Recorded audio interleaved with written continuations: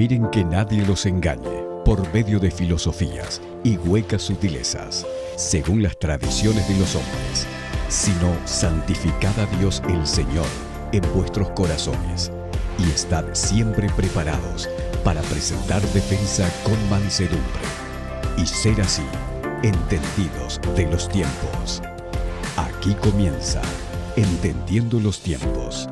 Con ustedes, su anfitrión, Eduardo Saladín. La tercera edad, una perspectiva bíblica, es el tema que estaremos tratando en su programa Entendiendo los Tiempos. Y tenemos como invitado al pastor Marcos Peña, quien estará nuevamente con nosotros. Estuvo anteriormente en un programa hablando acerca de la adolescencia y hoy acerca de la tercera edad. Bienvenido, Marcos. Gracias, Eduardo. Vamos rápido. Sí. Pasamos de la adolescencia a la tercera edad de una semana a otra. Eso es bueno. Qué privilegio tenemos nosotros, Salvador, de tener a Marcos 2 veces con nosotros en 2 programas. ¿Qué te parece? Falta ya 1, 2, 3 programas más, ya está integrado al staff. Él está integrado al staff, pasa que tiene otras ocupaciones y no puede estar siempre con nosotros. Aquí. Bueno, por eso. Yo estoy aquí para dar la perspectiva de la juventud, me imagino. Y Marco la de la vejez. Exacto. Marco, exígele respeto a Salvador, ¿qué pasa? Tú sabes que uno sí tiene que convertirse en inofendible aquí. Hay que hacerlo. Sí, si no, no sobrevive. Yo creo que yo tengo una Pero idea. no por Salvador. Exactamente. No por Salvador. Por tu jefe. No, yo iba a no. decir, yo creo que yo tengo una idea sobre quién tú lo estás diciendo. Exacto. Ustedes saben que estaba leyendo una información de la Organización Mundial de la Salud acerca de el envejecimiento acelerado que hay en la población a nivel mundial, y quiero leerle estos datos. Dicen ellos que entre el año 2000 y el 2050, la proporción de los habitantes del planeta mayores de 60 años se va a duplicar. O sea, que en los próximos 50 años, a partir del 2000, estamos ahora en el 2017, en 33 años más, de aquí al 2050, la población se va a duplicar, la población mayor de 60 años, perdón, de un 11 a un 22%. O sea que este grupo va a pasar de 605 millones a 2.000 millones en el transcurso de medio siglo. Yo espero que el Señor venga antes, pero si es así, o sea, en realidad es porque la población mundial habrá aumentado en general y eso también tendrá implicaciones a nivel práctico en los temas, en el desarrollo de este tema que vamos a tratar hoy. Y tú sabes que también con los desarrollos tecnológicos las personas viven más años ahora, pero miren este otro dato. Ese cambio demográfico va a ser más rápido e intenso en los países de ingresos bajos y medianos. Y dan un ejemplo. Dice que en Francia, en 100 años, el grupo de habitantes de 65 años o más se iba a duplicar de un 7 a un 14%. Por el contrario, en países como Brasil y China, esa duplicación ocurrirá en 25 años. O sea que lo que en Francia tarda 100 años en duplicarse esta población, en otros países lo hacen 25 años. Y otro dato que nos da la Organización Mundial de la Salud. Habrá en el mundo más personas octogenarias y nonagenarias que nunca antes, personas de 80 y 90 años. Y dice, por ejemplo, entre el año 2000 y el 2050, la cantidad de personas de 80 años o más aumentará 4 veces hasta alcanzar los 395 millones. Es un acontecimiento sin precedentes en la historia que la mayoría de las personas de edad madura, incluso mayores, tengan unos padres vivos, como ya ocurre en nuestros días. Ello significa que una cantidad mayor de los niños conocerán a sus abuelos e incluso a sus bisabuelos, en especial sus bisabuelas. En efecto, las mujeres viven por término medio entre 6 y 8 años más que los hombres. ¿Qué les parecen estos números? Se diría que está un poco sexista, porque le favorecen a las mujeres. Pero es verdad que las mujeres no, yo más. Con tanto afán hoy con el asunto del género. Fíjate que son más las viudas que los viudos. Sí. Eso es una realidad. Marcos, cuando hablamos de tercera edad, ¿de qué edad estamos hablando? Generalmente, ¿Salvador está en la tercera edad? casi no. Tú sí. Casi, casi. Marcos, yo te quiero seguir invitando al programa. Generalmente se acepta la tercera edad a partir de los 65 años. No en todos se dan las mismas características, pero el término ancianidad a algunos les resulta un poquito pesados y entonces ha cambiado no solamente los niveles de vida, la esperanza de vida ha subido mucho y es lo que reflejan los datos que tú has dado. Con el aumento de la tecnología, de la medicina, la esperanza de vida de las personas va cada vez más en aumento. Y en ese sentido, la población de más de 65 años aumenta. Alguien definió esta edad o esta etapa de la vida como un proceso natural de cambios biológicos irreversibles que ocurren a través de toda la vida y que tiene como resultado final la muerte. O sea que por más cremas que usemos, más alimentación natural que tengamos, más ejercicios, hay algo inevitable. Todos nos vamos a morir. Y es bueno saber esto, no digo que es bueno morirse, porque hablábamos en un programa anterior del culto al cuerpo. Y es muy bueno hacer una buena administración de este cuerpo que Dios nos ha dado, es muy bueno tener una alimentación sana, es muy bueno poder hacer ejercicio, pero hay una realidad, que tú lo has planteado, que hay un proceso de envejecimiento natural y todos vamos a morir. Hay una realidad y hasta se ve mal cuando hay personas que se resisten, porque uno se encuentra en la calle con personas que tú ves a simple vista que están tratando de extender o resistirse a llegar a la tercera edad. Los pliegues en la cara ya no tienen de dónde más alar de tantas cosas que se han hecho para parecer jóvenes. O hombres ya con cierta edad queriendo vestir como jovencitos, o mujeres también. Entonces, cada etapa tiene su encanto. Cuando se llega ahí hay una experiencia propia de esa etapa que es bueno, que sería sabio para nosotros tornarlo en prudencia, en sabiduría práctica para poder ayudar a los que están detrás, en lugar de estar resistiéndonos a llegar allí. Esa realidad del envejecimiento y la muerte, ¿de dónde viene, Salvador? ¿Por qué el hombre tiene que morir?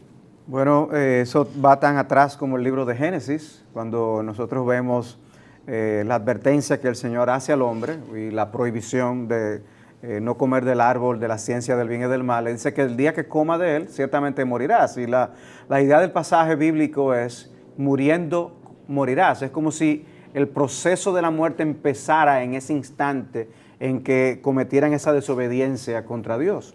Y efectivamente, lo que nosotros encontramos luego en las genealogías que aparecen en Génesis es como se menciona persona tras persona que vivió tantos años y murió, vivió tantos años y murió. La muerte se introdujo en el mundo a causa del pecado.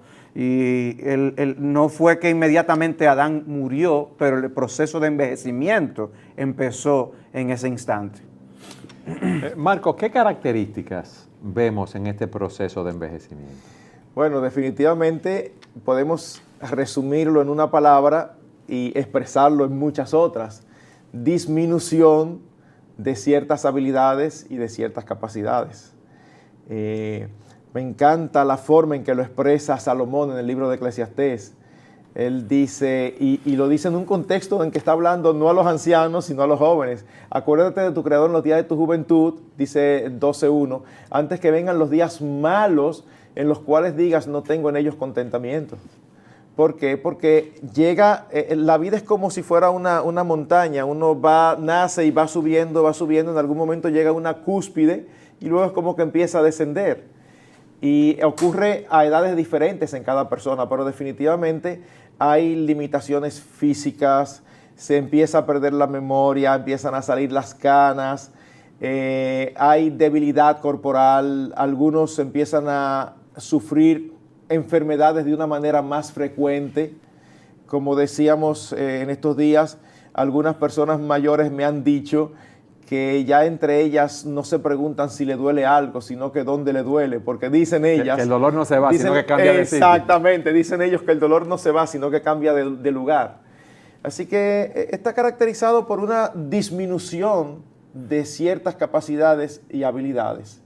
Al tiempo que se adquiere experiencia, se supone que se debe tener un poco más de sabiduría, y entonces uno debe empezar a prepararse para entregar el bastón del relevo a otros y estar allí como alguien a quien se puede consultar, que puede también ser útil, pero con ciertas limitaciones. En este programa, a mí me gustaría que tú enfocaras esta situación de la tercera edad desde la persona que no tiene la tercera edad, de cómo debe tratar con esas personas en la tercera edad y lo que deben hacer las personas que están llegando a esta etapa. Porque llegar a la tercera edad no significa, Marcos, o significa que dejamos de ser productivos. No, en lo absoluto, en lo absoluto. Tiene que ver mucho con actitud y hasta con cultura. ¿Por qué digo y mezclo ambas cosas? Bueno, porque nosotros comparamos nuestra cultura latina con la cultura anglosajona, por ejemplo, y nos damos cuenta, y estamos generalizando, nos damos cuenta en sentido general que el latino tiende a frenarse o a echarse. Hay una edad como que ya el latino entiende que si llegó a esa edad ya lo que le corresponde es estar en una casa, sentado en una mecedora y que los hijos lo sostengan y lo cuiden. O sea que ya tú estás diciendo que cuando un padre o una madre latina, lo que tú quieres decir, a nivel general, no especificando que todos somos así, llega a los 65, 68 años, ya entiende que su vida ha terminado y tiene que cogerlo despacio. Quizá no tanto como 65, 68, pero ya cuando van acercándose a los 80, Okay. es como si ya asumen que ya ellos hicieron lo que tenían que hacer y que aquí en adelante lo que a ellos les resta es estar tranquilos. Porque ya ellos se ven como una persona envejecida, que ya no pueden hacer más nada. Exactamente. Sin embargo, en otras culturas uno ve que las actitudes son diferentes. Una abuela anglosajona fácilmente se pone un traje de baño para irse a una playa. Sí. Eso es difícil de asimilar generalmente en una abuela latina, por decir algo. Que uno vea a su abuela de 80 años en la playa con un traje de baño, aunque sea conservador. Exactamente. Y personas conduciendo automóviles a 88 años. Sí. Eso no es extraño verlo en los Estados Sí, Unidos. pero eso también depende del estado de salud de esa persona. Obviamente. Evidentemente. Hay algunos luchadores, hay personas que son luchadoras y uno lo ve que no son se dejan así, caer. son así hasta el final. Pero hay otros que se rinden con facilidad. O sea, eso independientemente de la cultura. Pero culturalmente hay más luchadores en algunas culturas que en otras. Sí. Sí. Marcos, vamos a ir a una pausa. En el próximo segmento yo quiero que tú nos hables primero cuál es la perspectiva de la Biblia de cómo debe ser nuestra relación con los envejecientes, con las personas de tercera edad, y que hablemos en un segmento posterior de qué deben hacer esas personas para continuar siendo productivas. Siga con nosotros en su programa Entendiendo los Tiempos.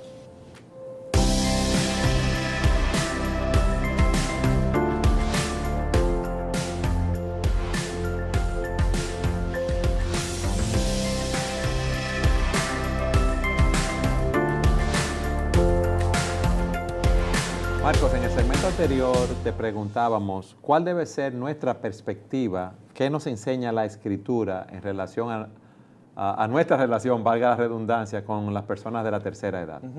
Desde el principio nosotros vemos la preocupación de Dios por aquellos que son más débiles que la generalidad.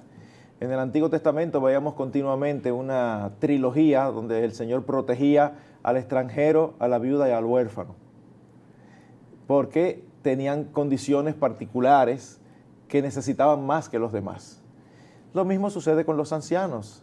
Vemos, por ejemplo, en en Levítico capítulo 19, 32, como parte de la ley de Dios al pueblo de Israel, que dice: delante de las canas te levantarás y honrarás el rostro del anciano, y de tu Dios tendrás temor, yo Jehová. Así que lo primero que vemos es que para Dios es importante que nosotros honremos a los ancianos. Hay un respeto que Dios espera que nosotros tengamos delante de aquellos que son mayores que nosotros. Y la relación que hace eso no es algo recomendable, es que eso es parte de mostrar el temor de Dios. Una gente que teme a Dios, una gente que ama a Dios, lo manifiesta en la forma en que se relaciona con los ancianos. Cuando nosotros vamos al Nuevo Testamento, vemos diversos principios allí también. Hay una situación particular que se relata en 2 de los evangelios, donde los fariseos se acercan al Señor Jesucristo diciéndole o preguntándole que por qué sus discípulos no se lavaban las manos antes de comer. Y el Señor les dice, eso es una hipocresía de ustedes. ¿Por qué razón? Porque eso no está en las Escrituras, eso es una tradición suya. El Señor le dice, ¿y ustedes por qué invalidan la ley de Dios? Y el ejemplo que les da es el siguiente. Ustedes no ayudan a sus padres porque dicen, ay, eso que yo, con lo que yo te podía ayudar, eso yo lo di de ofrenda. Ya yo no tengo más nada. Entonces tratan de espiritualizar un descuido de algo que ellos tenían que hacer. El tema del relato no es el trato de los ancianos, es la hipocresía de los fariseos. Pero el texto nos arroja luz al respecto, porque está citando el 5.º mandamiento, que es honrarás padre y madre. Y igual que los otros mandamientos que el Señor Jesucristo luego explica el espíritu detrás, como el de adulterar y el de matar, el Señor lo extiende y dice, no es solamente que hagas el acto físico, sino si miras a una mujer con el deseo, ya adulteraste, o si insultas a tu hermano, ya tú mataste. De igual manera, el Señor hace así y extiende el espíritu del 5.º mandamiento, diciendo, cuando tú no sostienes a tus padres teniendo la capacidad de hacerlo, tú estás quebrantando el mandamiento de honrar padre y madre. Así que Dios espera que nosotros cuidemos de nuestros ancianos. Tú estás hablando de la preocupación y del cuidado corporal, material, que estos ancianos puedan tener, y de la relación particular de hijos hacia sus padres, o aún pudiera ser quizás hasta otro familiar. Ahora, yo creo que ese tipo de preocupación de Dios por los ancianos va más allá, por un lado, del cuidado físico, y va más allá la honra y el respeto que los mismos familiares hacia los ancianos. En otras palabras, o sea, Dios ve con buenos ojos el que los más jóvenes respeten a los mayores.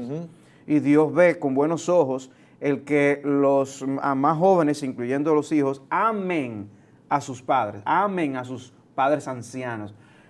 Son personas también sedientas de amor y de cuidado, de ver personas que se interesen, que se preocupen por sus asuntos. Pero vivimos en una sociedad que lamentablemente, así como se menosprecia la imagen de Dios en el hombre, en los bebés que son abortados y los matan, al mismo tiempo esa misma actitud se ve en la forma en cómo tratan a los mayores. Y se llega hoy en día a la eutanasia porque no se ve la imagen de Dios en los ancianos. Y por lo tanto no se les ama, se les cuida y se les protege como debiera hacerse, porque están hechos a imagen de Dios. Si tú nos habías dicho anteriormente cómo en otras culturas hay un gran respeto por los envejecientes, por las personas de la tercera edad, cosa que no vemos ya en muchos de nuestros países, aún en los países latinos, como en Japón. Sí, es interesante. En Japón, tú eres una persona mayor y vas a un hotel y ellos se aseguran de preguntarte tu edad. Y si tú eres una persona de la edad que ellos consideran ya la tercera edad, tienen una deferencia especial contigo. O sea, te tratan de una manera especial, te tratan con más honra, te buscan la vuelta, tratan de acomodarte lo más posible. Eso es impresionante. A mí, yo tuve la experiencia dando un curso en un país del lejano oriente, y a mí fue chocante, pero luego comprendí el por qué lo hacen. Los estudiantes me preguntaron mi edad. Para nosotros los latinos puede ser como curiosidad o algo así. Sin embargo, para ellos es importante porque es la forma de ellos saber cómo se van a relacionar contigo, cómo deben mostrar ese respeto por tu edad. ¿Y cómo se relacionaron contigo entonces? Obviamente ellos muestran un respeto a cualquiera que sea su profesor, Claro. por ser profesor, pero también por la edad. Si ellos son de una edad menor a la de alguien, también tú ves una actitud de respeto que se refleja allí. Que hoy en día, o sea, es algo que se está perdiendo. Por eso vemos aún a jóvenes que respetan a otros que son mayores. Ya no les importa si alguien es mayor o menor. Hay personas que están mirando el programa, otros lo oyen a través de la radio. A mí me gustaría que ustedes en este punto nos dieran algunos consejos prácticos de cómo mostrar ese respeto hacia esas personas mayores. Bueno, en primer lugar, en la forma en que nosotros interactuamos con ellos. ¿Cómo nos dirigimos a ellos? ¿Cómo nos dirigimos a ellos?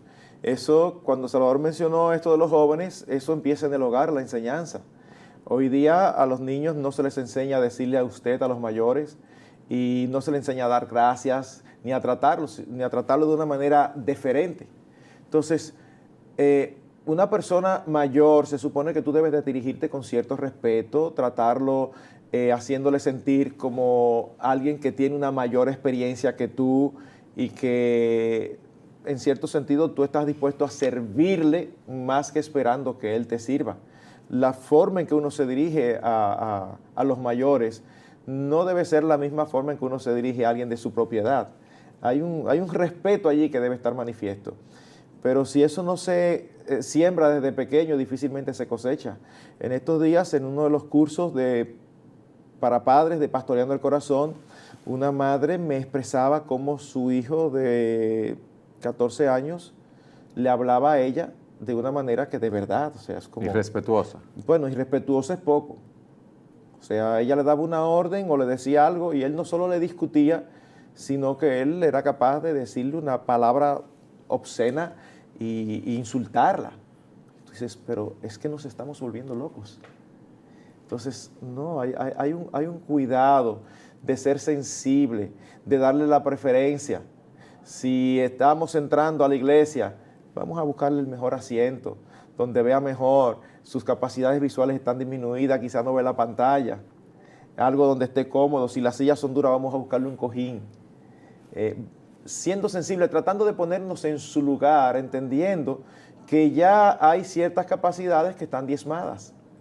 Sí, y también eso solamente, como tú dices, no es en el hogar, no es en la iglesia, sino en nuestra vida diaria, en el trabajo, en la calle. Todos los seres humanos son creados a la imagen de Dios. Y el hecho de que alguien no tenga la misma condición social, económica, educativa que tiene otra persona, eso no quiere decir que debemos maltratarlo. En lo absoluto. Amén. Y es lo que pasa con mucha frecuencia, que vemos que quizás no lo maltratan, pero ignoran a una persona de esa condición que está cerca de ellos. Y vuelvo y reitero el punto del afecto. O sea, no es simplemente que haya... Cuando tú dices el afecto es mostrarle ese amor de una manera tangible, cariño, Salvador. exacto. No es simplemente que no hay falta de respeto, es que hay interés, hay conversación que se lleva a cabo. Porque puede ser que esa persona no tenga todos los temas que a ti te interesan para conversar, pero hay que mostrar el interés, porque no es simplemente de lo que a uno le interesa, de lo que uno debe hablar, sino de lo que el otro le interesa, y especialmente si son mayores. No todo el mundo tiene la gracia, ¿no?, para sentarse y tolerar con paciencia, pero es algo que se puede cultivar y podemos hacer todos un esfuerzo. Hay hijos que son muy buenos proveyendo materialmente para sus padres ancianos, pero les es difícil dedicar el tiempo, les es difícil pasar y quedarse una hora simplemente estando con ellos, dándole compañía. Ese tipo de cosas hace una enorme diferencia, porque muchas veces ellos no están sedientos del dinero de los hijos, están sedientos de la compañía, están sedientos de la presencia de los hijos y del interés. O a veces hasta cuando un hijo planifica unas vacaciones, le entra por la mente por casualidad que en una de esas vacaciones la pasen con alguno de sus padres ancianos, o si van a tener una salida a un restaurante, que esa salida incluya a los padres ancianos. Esas son de las cosas en las que todos los jóvenes algún día anhelarán tener, pero que hoy tenemos la oportunidad de brindar a aquellos que son más ancianos. Sí, y debemos ser pacientes también en nuestro trato con ellos. Tú pusiste un ejemplo que fue muy interesante cuando predicaste acerca del tema. ¿Tú lo podías repetir ese ejemplo? ¿Te acuerdas del el hijo que estaba sentado con el padre? El padre le preguntaba claro. Lo que pasa es que, imagínate, sí, a veces uno dice cosas ahí arriba que no están escritas. Es que Eduardo, él está entrando ya. En la edad. Se le olvidan las cosas, hay que tener paciencia. Él se está adelantando entre nosotros. Y tú sabes que yo sí me recuerdo de algo que dije. Yo dije iniciando que si la evaluación para saber si uno está entrando a la tercera edad es la memoria, entonces yo soy de la tercera edad, de jovencito. Bueno, Marco, Salvador te lo dijo con mucha educación, pero eso es. Mira, a ver si tú te acuerdas de lo que tú dijiste. No, hay en internet, eso me encantó, hay en internet un videíto de un padre que está con su hijo sentado en un banquito en el jardín. Y entonces el hijo adulto está leyendo el periódico y el padre está ahí mirando las flores y viene un pajarito y el padre le pregunta al hijo, ¿qué es eso? Y el hijo le dice, deja de leer y lo ve y le dice, papá, eso es un gorrión. Y sigue leyendo. Poco tiempo después, otro igual se para en otro sitio y el hijo le pregunta, ¿y eso, papá, qué es? El papá le pregunta al hijo. Exacto, papá, ¿y qué es eso? Hijo, ¿qué es eso? No, es un gorrión. Ya la tercera vez se le empieza a mostrar molestia. Por las preguntas del papá. Por la pregunta del papá. Y a la cuarta o quinta vez ya el molesto le dice, papá, ¿pero cuántas veces yo te lo voy a decir?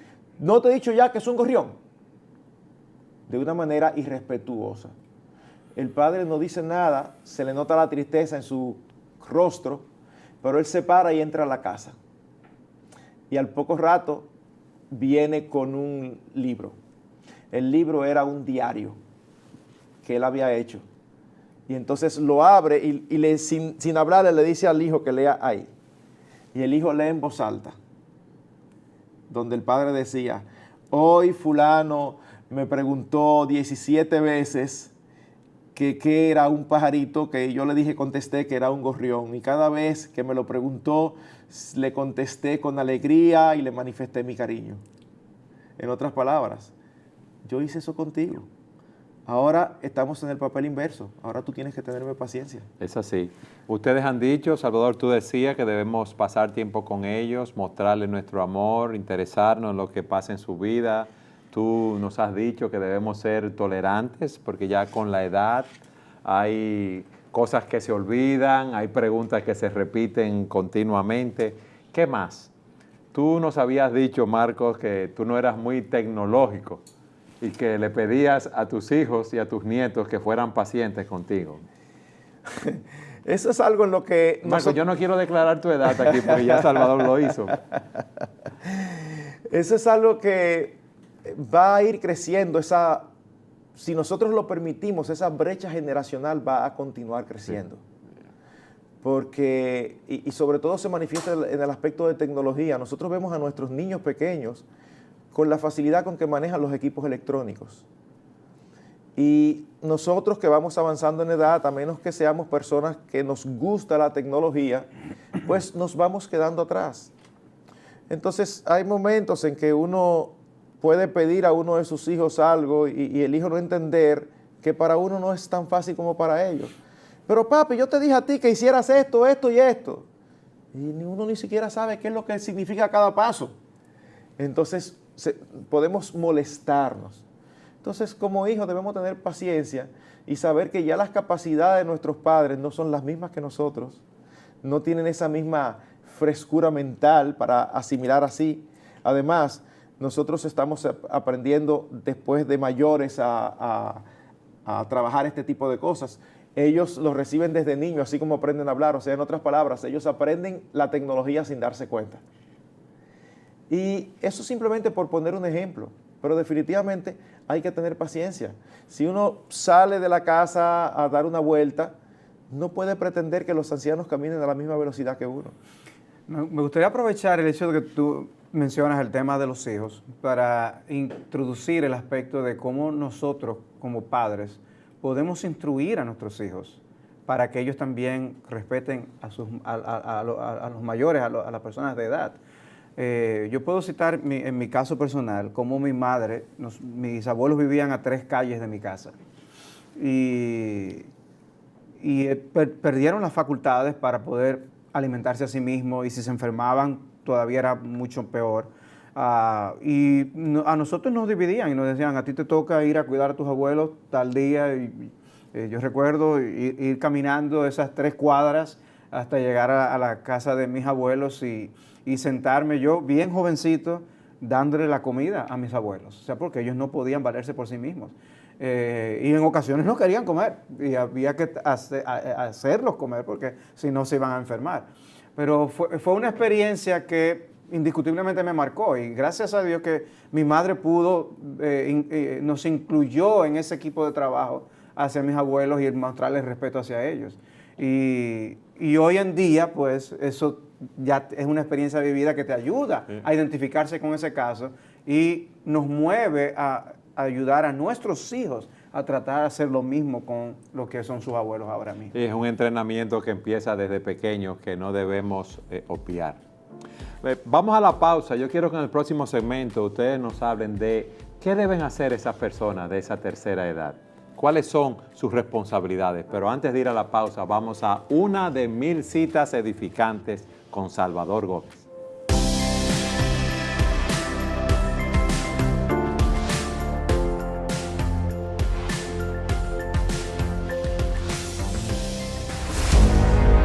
Mil citas edificantes, compiladas por Salvador Gómez Dixon. Hemos estado hablando de una perspectiva bíblica de la tercera edad y queremos compartir con ustedes una cita edificante al respecto. Es una cita anónima que dice: no resientes el envejecer, porque muchos no han tenido la oportunidad de experimentarlo.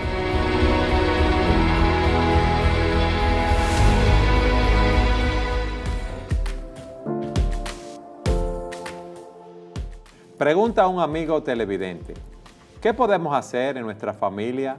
Somos varios hermanos y no todos pueden ocuparse de nuestros padres envejecientes. Lo ideal en casos como ese es que cada cual tenga una cuota de responsabilidad. No todos los hijos tienen las mismas condiciones. Hay algunos que pueden tener condición económica, que pueden cooperar económicamente, pero eso no significa que el que no tiene condición económica no hay nada que no pueda hacer. Puede dedicar tiempo para acompañar, tiempo de compañía para estar con ellos. Cada cual debe tener una responsabilidad, aún sea supervisar que los medicamentos todos estén en orden y que se beban de acuerdo a lo establecido por el médico. Ahora, empecé diciendo lo ideal, porque tristemente en la realidad es muy frecuente que de varios hijos, 1 o 2 son muy responsables y los demás se desentienden o se cargan en ellos. ¿Qué hacer? Los que son más responsables, tratar de tener una reunión familiar y repartir responsabilidades específicas. Ahora, si definitivamente por más diligencia que se haga, no se logra el compromiso de los demás, lo que es seguro que no se debe hacer es decir, pues yo tampoco voy a cooperar, porque esa decisión a quien va a afectar primariamente va a ser a nuestros ancianos. Así que la recomendación es hacer todo lo posible para que todo el mundo coopere con lo que puede. Pero si en última instancia algunos son negligentes, no nos vayamos por el lado de la justicia, vayámonos por el lado de la misericordia y hagamos nosotros todo lo que esté a nuestro alcance para que nuestros seres queridos estén cómodos, estén cubiertos y se sientan amados. Salvador, nos pregunta un amigo televidente: ¿qué posición debe tomar un miembro cuando el pastor de su iglesia toma decisiones de manera autoritaria sin consultar a la congregación? Hay cosas que uno no conoce de la persona que hace la pregunta, ni de la iglesia a la que pertenece, pero podemos señalar algunas cosas. Hay diversos gobiernos de la iglesia, dependiendo de las denominaciones. Hay iglesias en donde el pueblo gobierna, tiene un sistema de gobierno más democrático y entre ellos hay pues las reglas de presentar toda la congregación para tomar esas decisiones. Nosotros como iglesia no practicamos tal cosa. Nosotros entendemos que los pastores han sido colocados en las iglesias para gobernar. Eso no significa que no puedan consultar a la iglesia en cosas de envergadura y de importancia, pero cuando nosotros vamos a 1 Timoteo capítulo 3, vemos que se habla de los pastores que deben gobernar bien sus casas, porque si no, ¿cómo gobernarán al pueblo de Dios, la casa de Dios? Y también habla 1 Timoteo 5:17 de los ancianos que gobiernan bien. Los ancianos están para gobernar y eso implica tomar decisiones. Puede ser que esas decisiones impliquen el preguntar a otros para tener más sabiduría a la hora de tomarlas. Pero puede ser que no, puede ser que un anciano pueda tomar, junto con el consejo de ancianos, o si está solo, él solo, tomar ciertas decisiones para la vida de la iglesia. Y los miembros no deben resentir el que él, como líder, toma esas decisiones, aunque no estemos de acuerdo con ellas. Es como ocurre a veces en las casas, donde nosotros como cabezas de familia tenemos que tomar decisiones y no todo el mundo va a estar de acuerdo, pero tiene que haber algún tipo de orden. Ahora, eso no significa, ya he aclarado, que nosotros no podamos ayudar, dar nuestra opinión como miembros de iglesia. Lo que no podemos es socavar la autoridad de los pastores y mucho menos causar división en el seno de la misma. Sigan enviando sus preguntas a nuestras redes sociales, que estamos en la mejor disposición de contestar.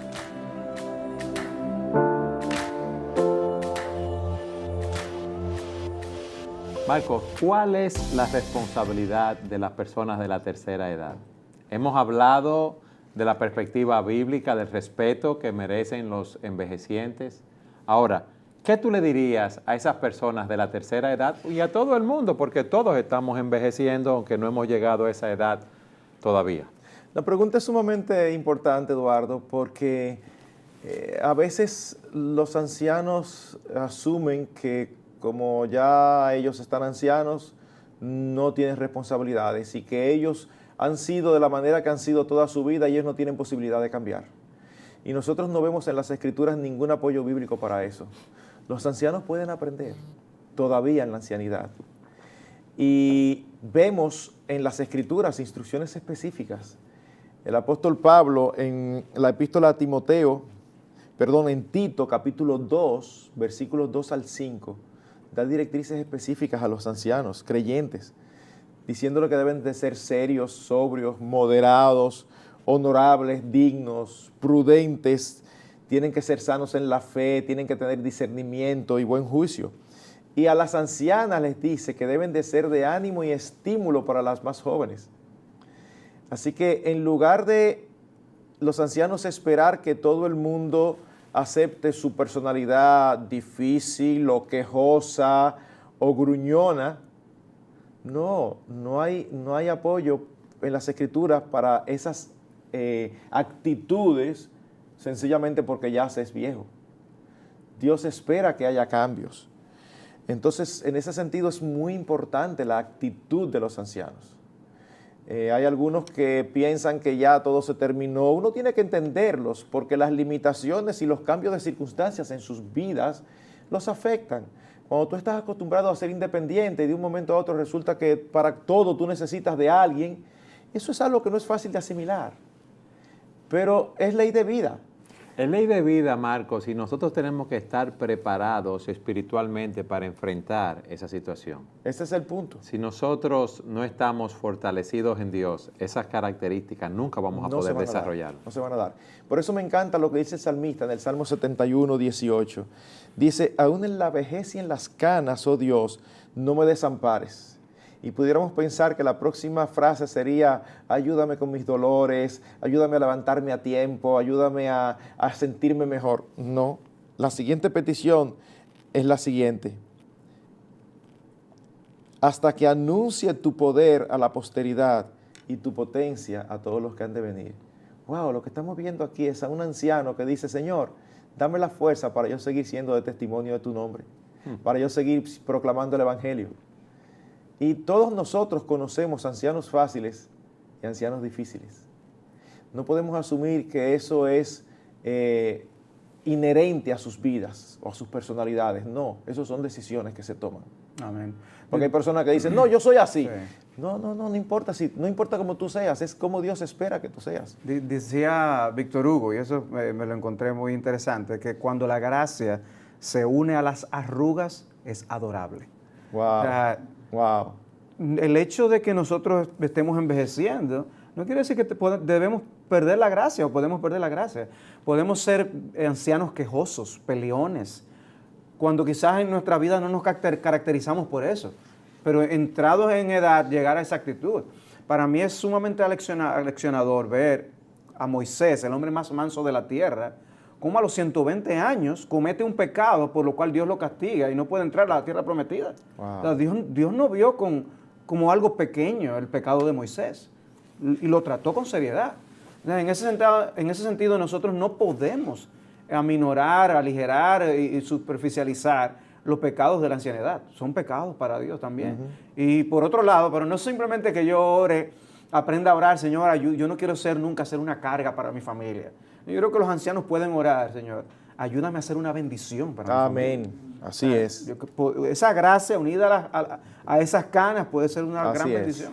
Yo quiero que ustedes me expliquen de una manera práctica cómo puede un anciano o una anciana ser de bendición dentro de una familia, en la iglesia o en el círculo donde se desenvuelve.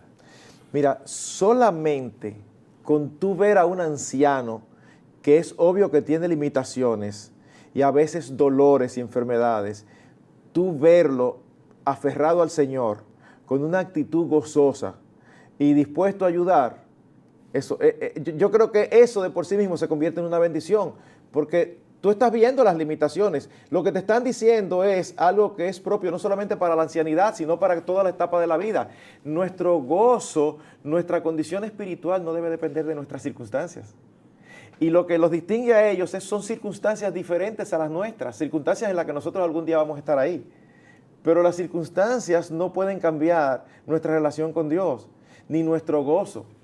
Dice las Escrituras que el gozo, la fortaleza nuestra es en el gozo del Señor. Así que, ¿qué quiere un anciano? Fortaleza. Bueno, tú quieres fortaleza, encuentra tu gozo en el Señor, no en la mejoría de tus achaques. Cuando uno se topa con ancianos así, son una bendición. Cuando los ancianos tienen una buena actitud, es un placer sentarse a sus pies, a escuchar aún sus historias de vida, sus testimonios. Tú sabes todo lo que ha vivido un anciano, la experiencia que tiene. Las cosas que ha visto. Las cosas que ha visto, las cosas que ha vivido. Y si lo ha hecho con una actitud correcta, wow, tiene lecciones que enseñarte. Nosotros vemos los conceptos y los principios bíblicos, pero qué hermoso es cuando tú ves esos conceptos y esos principios bíblicos convertidos en realidad en la vida cotidiana de alguien que tiene experiencias que contarte. Es estimulante. Sí, y cada anciano varían entre ellos, o sea, son muy diferentes entre sí.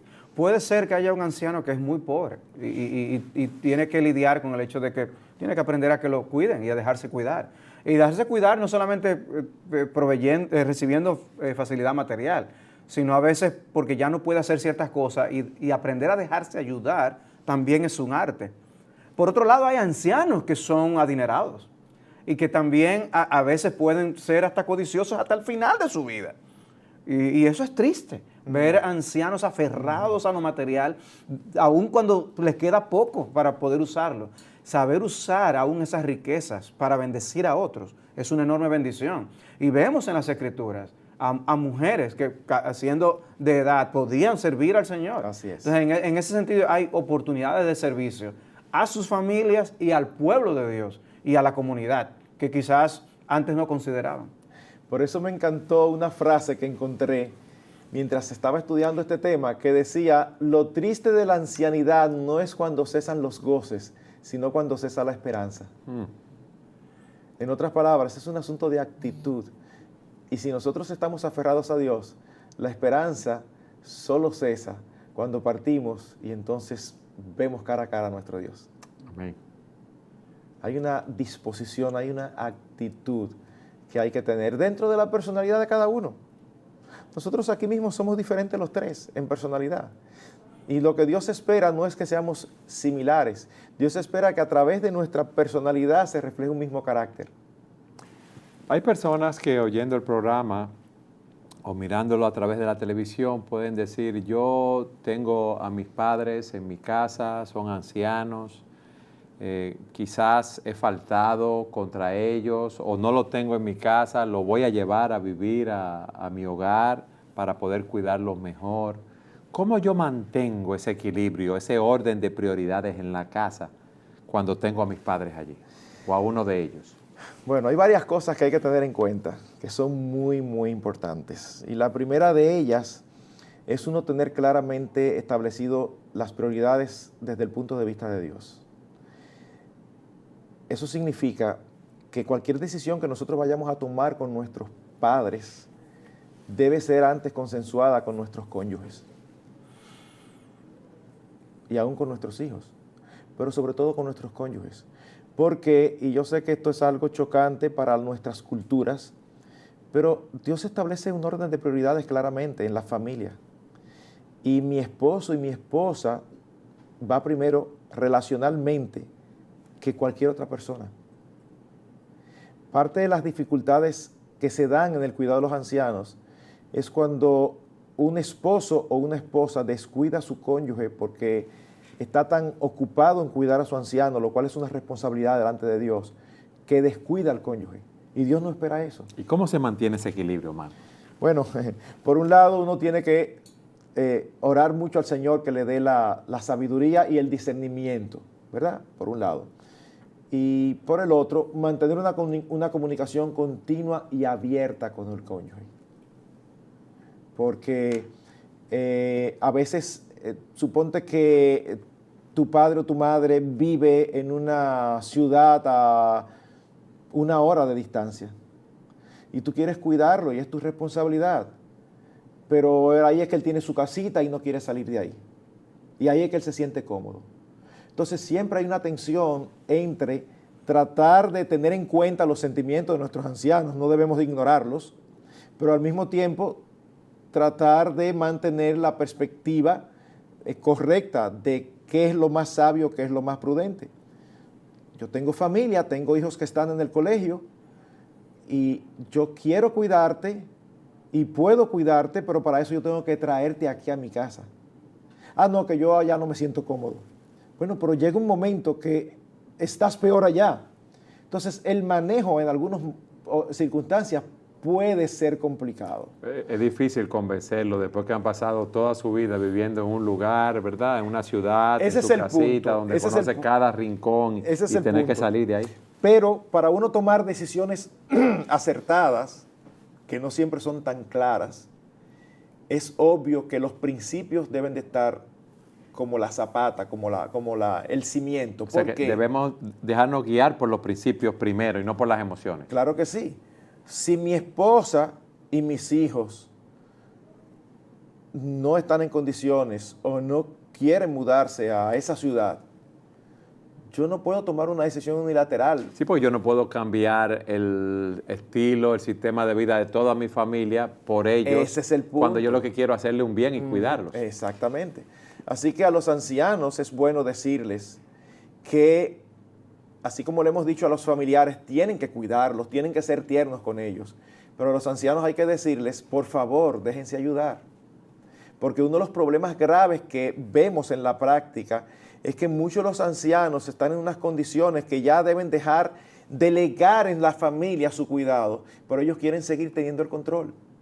Entonces eso hace la situación complicada para todo el mundo, para ellos y para los que están alrededor. Porque a veces lo mejor no es exactamente lo que ellos quieren. Entonces el anciano debe pensar también en que él está en el albor de su vida, los otros están iniciando. Entonces trata, por favor, de no hacerle la vida imposible a los demás. Y cuando te dejas cuidar bajo los criterios de los demás que te manifiestan su amor, pues tú estás manifestando su amor hacia ellos también, teniendo consideración. El equilibrio de estas cosas siempre es difícil. Yo creo que es algo en lo que se necesita mucha sabiduría y consejo, como tú decías, y si hay una familia que lo está considerando, debe evaluar si está en las condiciones adecuadas en el momento para asumir una responsabilidad de esa naturaleza. No todos los matrimonios, no todas las familias están en la misma situación y en la misma etapa. Hay situaciones matrimoniales en las que yo diría no asuman una responsabilidad así, si no han tratado ciertas cosas primero. O sea, resuelto ciertos problemas entre ellos en el matrimonio. Puede provocar un desastre, o sea, porque no siempre la esposa está preparada para manejar una cosa así o el esposo está preparado para manejar un elemento así. Hay que ver cuál es la relación que cada cónyuge tiene con el miembro de la familia que viene a convivir con ellos. o el carácter de la persona que viene a vivir con ellos. Eso puede también traer arrastrar una serie de cosas y aún hasta otros familiares a veces que inciden en la vida familiar. Hay hogares también para los que ese envejeciente no se siente a gusto viviendo en la casa de alguno de sus hijos. Puede haber una situación en particular que evidentemente le sería más un obstáculo que una bendición. Y todos esos elementos hay que tomarlos en cuenta. ¿Pero qué sucede si una familia tiene 3 hijos y resulta que en esa casa donde está ese hijo es que está la mejor condición física de habitaciones, de facilidades para tener a ese padre o esa madre allí? Eso es más genial, maravilloso, pero no es el único factor que incide para tomar una decisión así. Porque puede ser que el ambiente hogareño sea totalmente contraproducente para que esa persona esté en paz. Porque hay problemas con alguno de los hijos, quizás, si hay... Puede ser hasta el negocio al que se dediquen, puede ser que nunca haya nadie en la casa. Hay un montón de factores que pueden incidir. O sea, no es tan sencillo, no es tan blanco y negro. Y no es solamente la tranquilidad del envejeciente, sino también la bendición que continúe en ese hogar. O sea, no queremos que nada eche al traste con una relación matrimonial por algo que ellos no sepan manejar. Hay nueras que son geniales y tienen una relación especial con sus suegras. Es una cosa impresionante, pero hay otros casos que no es así. Y son cosas que no se pueden ignorar, porque pueden traer mucho problema, mucha fricción. Cuando se conviven de esa manera, hay fricción, hay un roce continuo y hay cosas que tienen que ser tratadas y saber tener el carácter adecuado. No todo el mundo lo tiene. O sea que a veces hay 2 opciones y hay que escoger entre una de ellas. A veces no hay muchas opciones y sencillamente hay que tomarlas y adaptarse. Pero son cosas que hay que hablarlas, son cosas en las que hay que prepararse y que hay que manejarlo con precaución y sabiduría. Hay que prepararse. Imagínense que va a haber una salida o alguna actividad y está la decisión de la esposa y la decisión de la suegra. ¿A quién le vamos a hacer caso, Marco? No, es obvio. No es tanto un asunto ¿Obvio qué? ¿Que va a ser la suegra? Bueno, ahí volvemos otra vez a los principios. Tu prioridad es tu cónyuge. Y vuelvo y digo, es algo contracultural, porque el latino piensa que los que son mi familia son los que tienen mi sangre. Mi cónyuge ni siquiera tiene mi sangre. Pero es que en la Biblia vemos que el matrimonio es una relación única. Es la única relación en que 2 se convierten en uno. Es la relación primordial. He conocido casos a lo largo de los años donde hijos han cuidado de una manera a su madre que es digna de encomio por un lado, pero al mismo tiempo creo que se les ha ido la mano porque han dado más importancia a su madre que a su cónyuge. Y son casos que terminan siempre destruyendo el matrimonio. O sea, no es posible escuchar a un hombre, como escuché hace muchos años atrás, decir acerca de su esposa: no, ella sabe que con mami no se puede meter. Esa expresión, esa sencilla expresión, te dice mucho. Ya por dentro tú dices, ups, aquí hay problemas matrimoniales, número 1. Y número 2, este hombre está poniendo a su madre por encima de su esposa y está cometiendo un grave error. Sí, porque fue con su esposa que hizo ese pacto de estar juntos durante toda la vida. Exactamente. Yo mencionaba el ejemplo real. Yo conocí un oftalmólogo reputado que tenía muy buena relación con su padre. El padre era anciano y era una relación padre-hijo del tipo de relación que uno quisiera, como muy estrecha. Qué bueno, muy estrecha. Pero ¿qué pasa? El padre falleció. Y él, que tenía esposa e hijos, poco tiempo después no pudo soportarlo y se quitó la vida. Eso es, independientemente del suicidio, que es algo aborrecible ante Dios, ¡wow! Tú estás poniendo a tu padre primero que tu esposo e hijos. Eso te dice entonces que la relación no era tan hermosa ni tan sana como se veía, porque era una relación desequilibrada. Entonces, no es que ahora nosotros pongamos a nuestros seres queridos mayores, los menospreciemos. No, es que ya ha venido a nuestras vidas alguien que en el diseño de Dios tiene el primer lugar. Después de Dios debe ocupar el primer lugar. Después de Dios, el cónyuge. Marcos, gracias por haber estado con nosotros y por habernos dado una perspectiva bíblica acerca de la tercera edad. Y una Queríamos oír a alguien perspectiva, con esa sí, experiencia de la vejez. tan equilibrada. Y gracias a ustedes por haber estado con nosotros en su programa Entendiendo los Tiempos.